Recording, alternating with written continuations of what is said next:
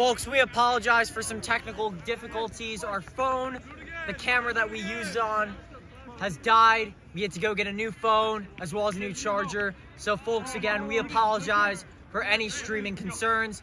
Ottawa leads 9-6 after a massive run by Yale. Deep pass just didn't work out for the Bulldogs. Ottawa will retake possession on their own goal line. Here's Ayad. Ayad, the deep ball, but he's going to throw it to no man's land. That's going to be deflected by Yale. So Yale has possession, but Yale has a long way to go, not just in this possession, but in the entire game.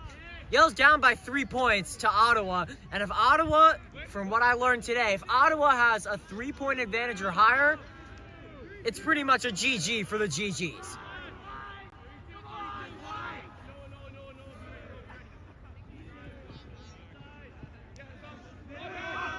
Hammerhead toss, ill-advised. Took the words right out of my mouth. I would have not used the hammerhead method if I were Yale, but it's just a learning experience, right? At this point, it's all about having fun at this stage of the tournament, approaching the 25th minute, so this game should be over sooner rather than later. Yale fighting for their bracket play lives. A loss could knock them out altogether. Ayad, and did he get in the end zone? What's the signal? Looks like Oh, they're saying he was short. Okay, play on. Ayad has it. Hanging on the right side, he's gonna have to throw it back. Now Morrig controlling the offense. Sending signals into the end zone. Leaping and making the grab for the score. Ottawa now up 10-6. And folks, it seems like the same story is in play once again. The Ottawa GGs are taking full command in the second half. And it's starting. The hope is there. You can hear it from the other field. Syracuse doom is alive in this one, with Yale falling currently to Ottawa. If they are to upset Toronto, they would steal that second spot from bracket A. I don't want it to die. I was getting it. What's up? Let's try through the Angus at Williams. I'm oddly surprised with Yale. They seemed very methodical throughout the first half. They were playing extremely well, and then it seemed as though everything just fell apart all at once.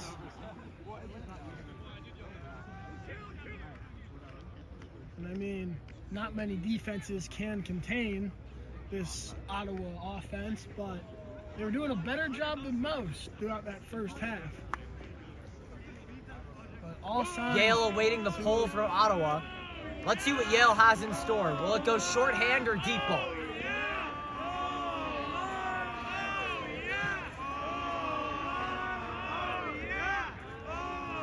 Some bickering from both sides. Yale gives the signal. Here's the pull from Ottawa. Bit of a sideways trajectory. Yale the recovery. Fake sidearm. Another fake. Gonna have to throw it a few yards backwards and make that a bunch more yards forwards. Pivots on full display. Yale on the middle of the field. Trying to find somebody. Just gonna have to throw it amongst each other for the moment. Trying to find some daylight. He'll have it on the left side.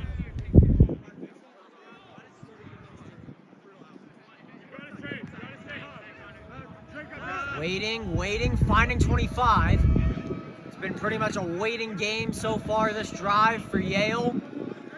As the wind gets colder, the hammerhead, that is spiked onto the ground. Call that a bit Rob Gronkowski-esque, the way it was aimed pretty much at the ground. Another incompletion for Yale. And Ottawa looks to seal the deal. All signs are pointing towards a 4-0 pool play finish for the GGs.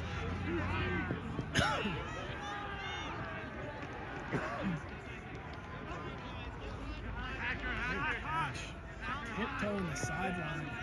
Does Ottawa still have it in them, is the thing. Stamina has been an issue for this team so far in this tournament. Flick it up. What a catch by 0-0. Double O back. Now playing the waiting game again. It's going to be a long time until one of these teams reaches the end zone.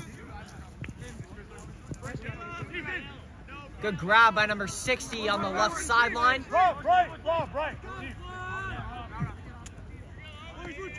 Ottawa's had number 28 in the back of the end zone open for most of this possession. Does it really matter, though, if you're up by a considerable amount? Just stall. Stalling just doesn't seem like how this Ottawa team likes to play. They want to run it up as much as they can. I mean, in this weather, I would run it up as much as possible as well. Let's see if they can do that here. Another great snag by 60. 60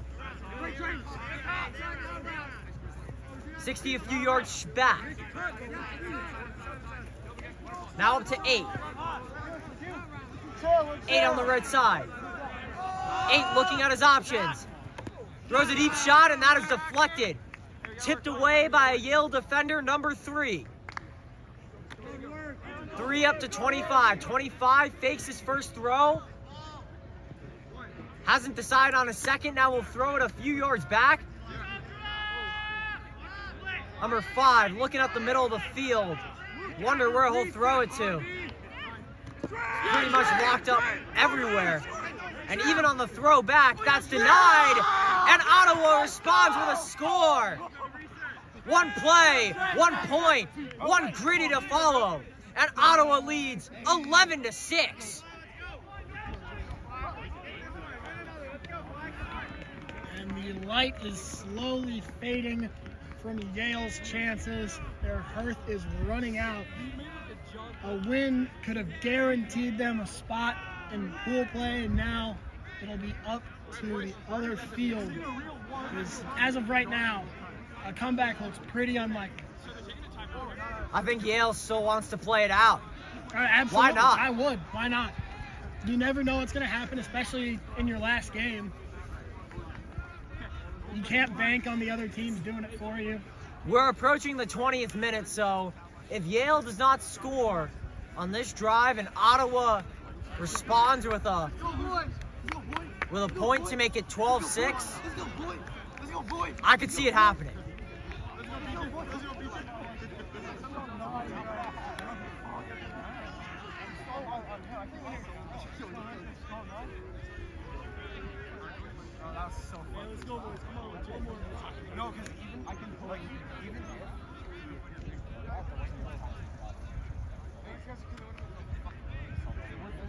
Full team huddle for Yale in the middle of the field. Trying to get any form of magic they have left in them. How in the world are there people out here in short sleeves?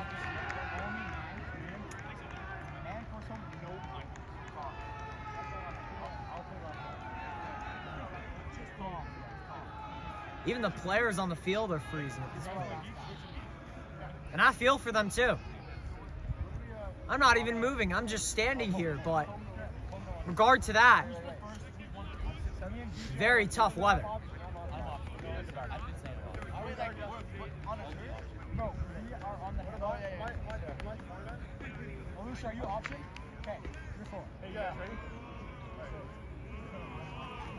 Shankalab,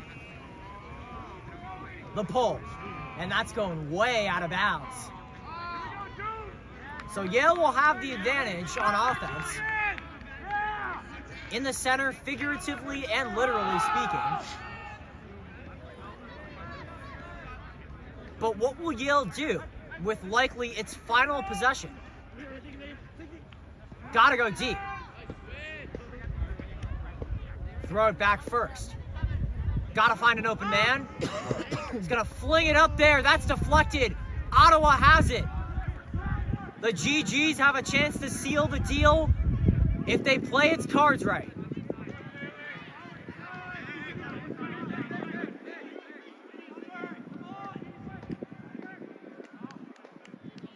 On-field. No, stoppage of play. And on-field for Syracuse leads Toronto 8-7. The only chance to make bracket play Yale would have if they lose this game is for Syracuse to defeat Toronto.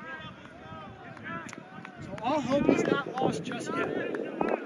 This play resumes on field 3. Ottawa moves the Frisbee up the field.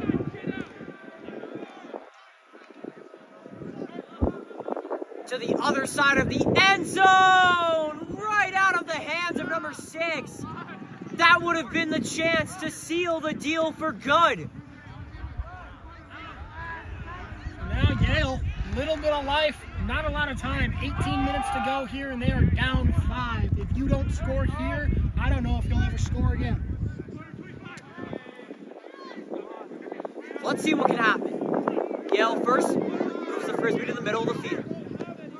Now to its left side, staying on the left side, moving upwards a little bit.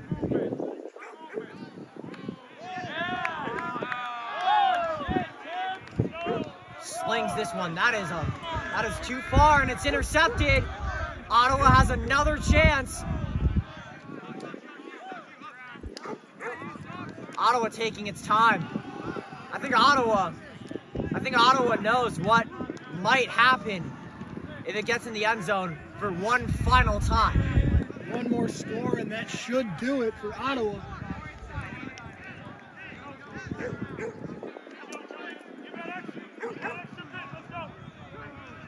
Just inches away from victory. Could this be it? To the left side, incomplete.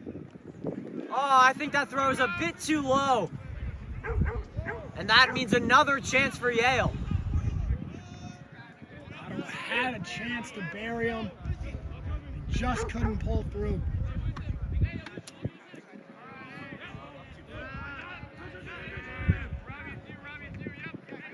Yale doing everything it can. Oh, that's tipped. That's a no-look tip by number 60 on Ottawa. Even though the game might look out of reach, that could have been the deciding factor. How impressive is that? Not even looking at the Frisbee, but still getting a hand on it. He read his defender beautifully. He saw right when the Frisbee was going to pass him. That's just absolutely incredible.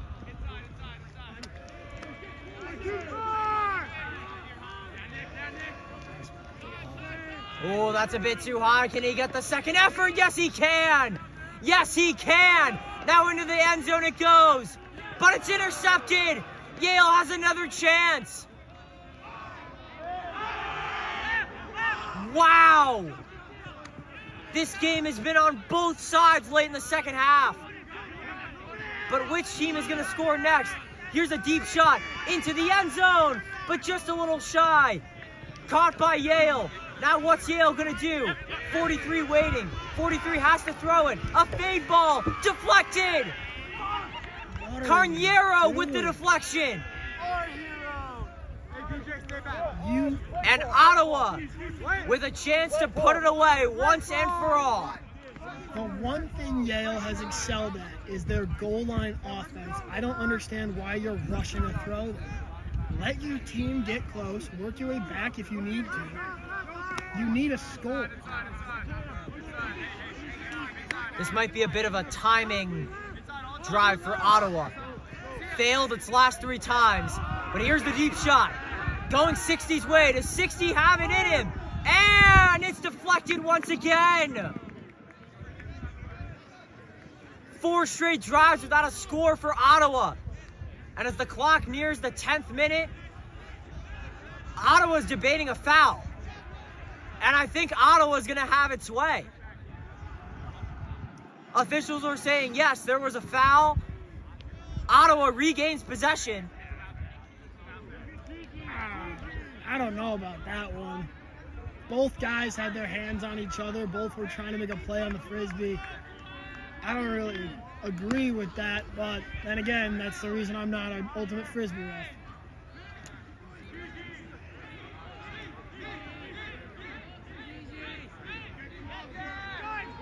GG signaling GG before the commencement of its current drive.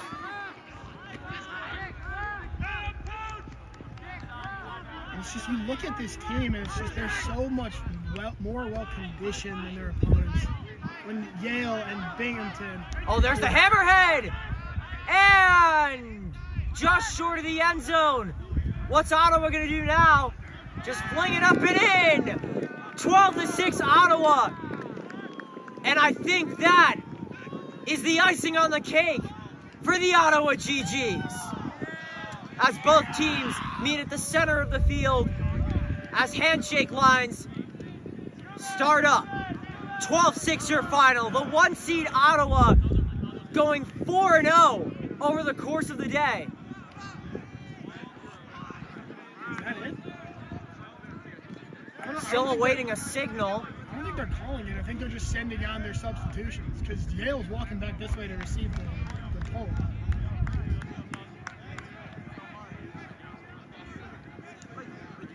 Oh, looks like you're right. Wow. Surprised at this one for sure.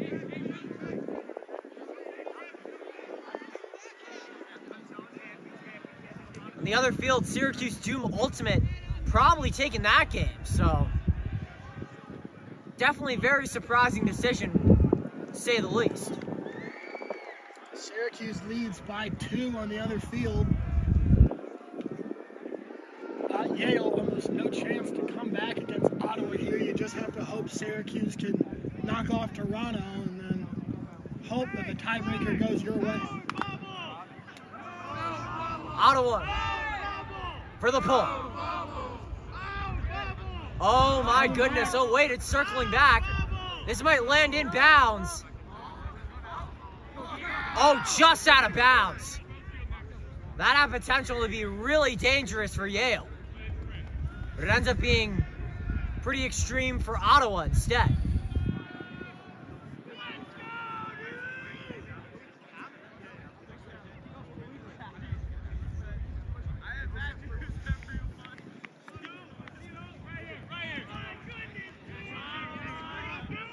Here's Yale with the rock. 5 back to 43. 43 fakes out his defender, but stuck among a double team. Had to throw it to the sideline. Is he wearing a tank top? I would not be surprised, especially at this point. A lot of the Yale receivers are just downfield.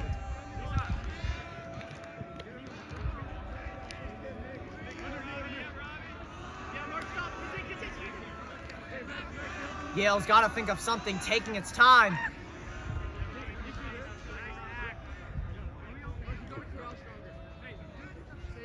Time is something that Yale just does not have right now.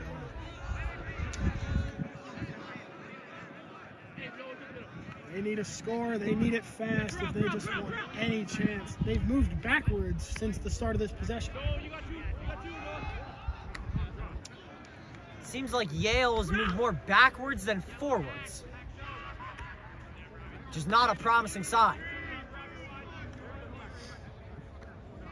Yale playing the short game, just throwing among 3 players, trying to create a 3-man weave, hopefully make something happen.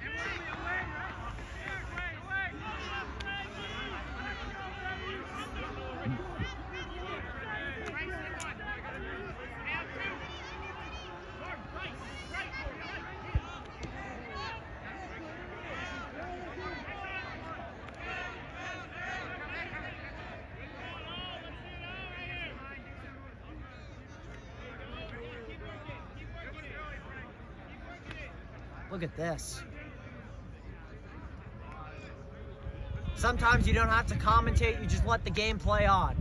Especially in this situation. What do you really have to say? Yale looks like it's stalling time more than actually getting anywhere. It's literally at the same position where it started.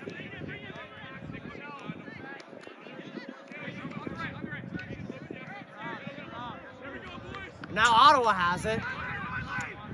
This might be trouble. Beach. What else is going to happen now? Had an open man, just going to resort to the middle. A slinger. That's caught. It's Ayad. What is he going to do? He's going to fade it into the end zone. The deflection and the reception. Ottawa has another one. 13-6. 13-7.